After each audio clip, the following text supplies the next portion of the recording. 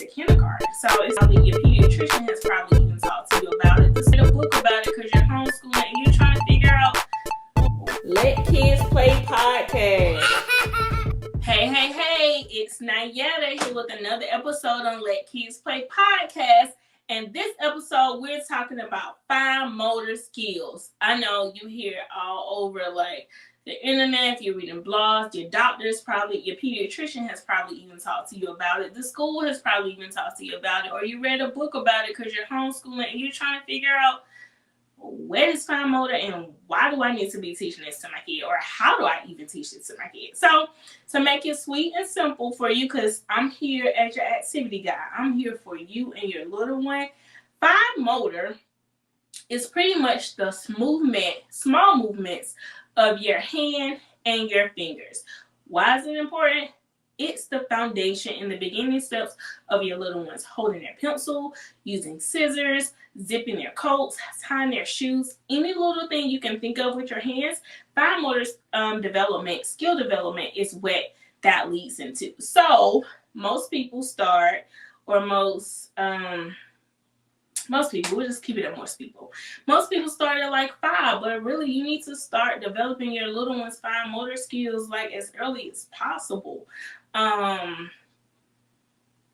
So I'll give you 4 tips on how to start developing their fine motor skills now, and things that you can continue to do, because like I said, we're setting the foundation over here at Let Kids Play. They're having fun, they're learning, they're playing, you get to chill, have a mom break sometimes, and also your kids thrive once they get to kindergarten. So it's a win-win for everyone. All right, so let's get into it. We already talked about, I have my notes here because I can't wear my glasses during the episode because the lights and all that crazy stuff just reflect. But here we are. So the first thing is drawing and coloring. This is the only time, probably the only time, that I would highly recommend a worksheet. And that worksheet is for your little one to draw or color, or just a blank piece of paper.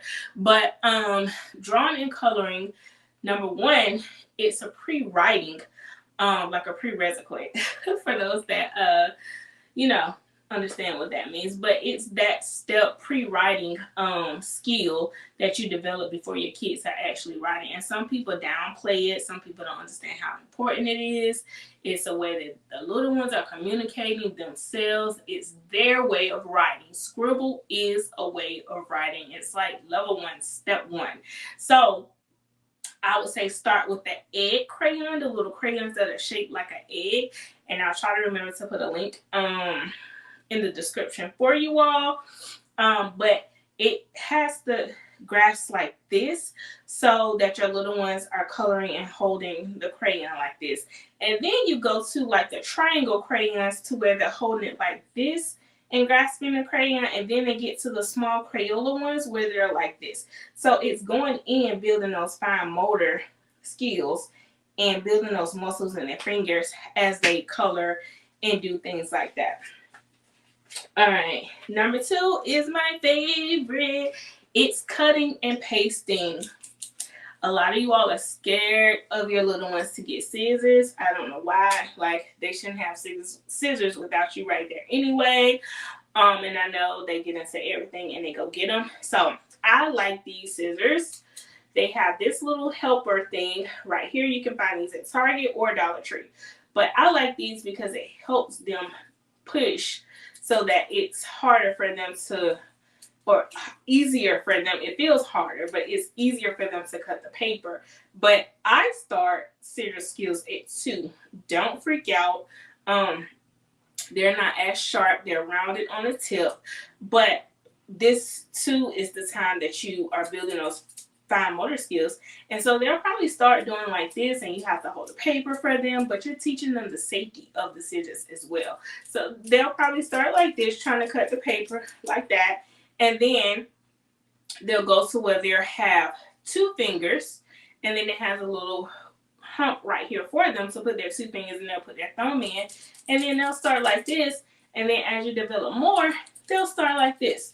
So this is how they'll probably start at 2, and it's okay for them to start cutting paper at 2.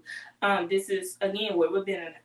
They shouldn't start using scissors in the kindergarten or first grade, they should already know how to use scissors before they get to that step. So you should hand them the scissors to teach them the right way to handle scissors and what to do with scissors, because the earlier you introduce them to something and the earlier you teach them the right way to do it, it's already built in their brain, whether you feel like they're remembering or not.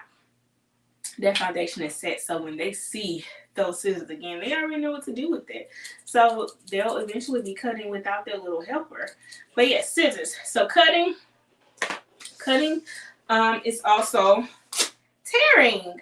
Let them tear the paper. Do you see? You do a little, and it worked, y'all. I'm telling y'all, that joint was crazy. She had my daughter in there ripping paper, and she wasn't running around. She just wanted to rip paper. I was like, this is amazing. You see that they're folding their little hands like this to rip the paper, and they may not be able to rip it. You will be surprised because you think it's so easy. They may not be able to rip the paper, but that's what you're working towards, and they may get upset. So make sure you go back and watch the video where we talk about emotional development.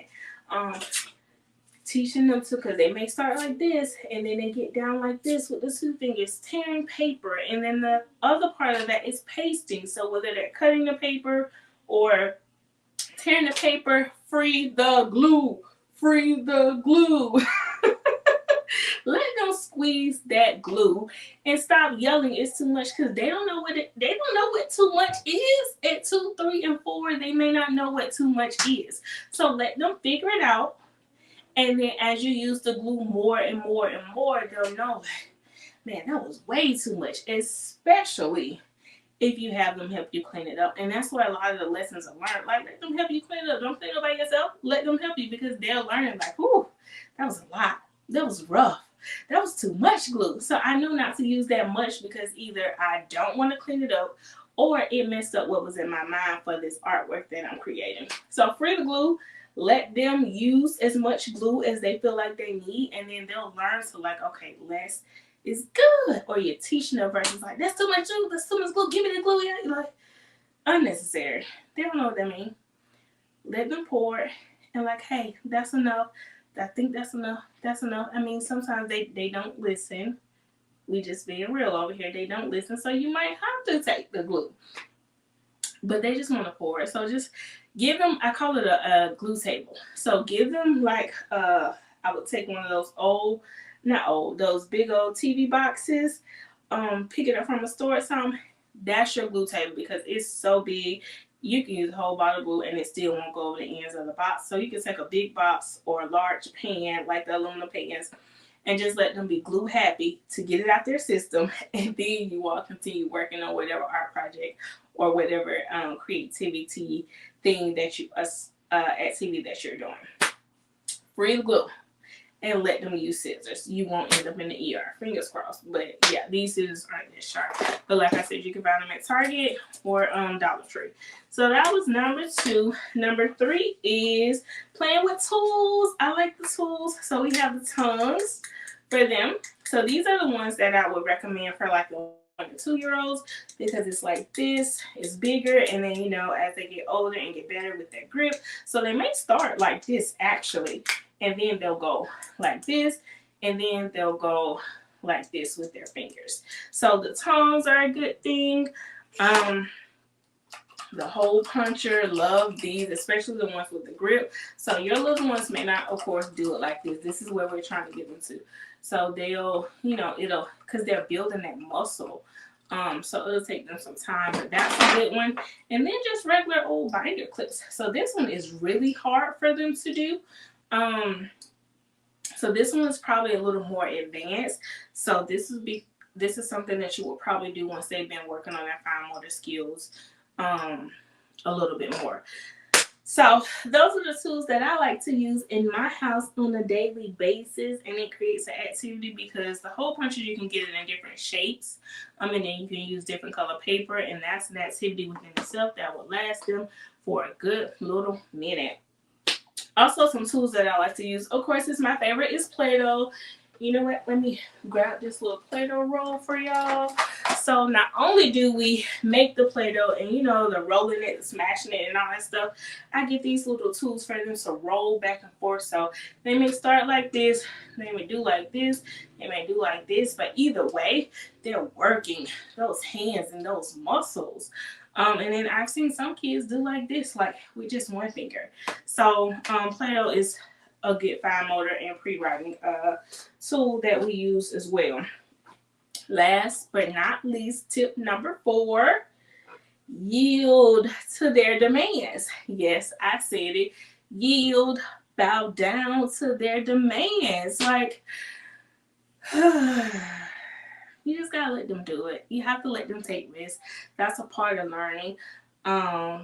You gotta let them do it. Their morning routine, their night routine, the things like zipping up their coats or grabbing their hangers, picking up their clothes, their socks, folding their socks, like wrapping them up together. You have to let them do it.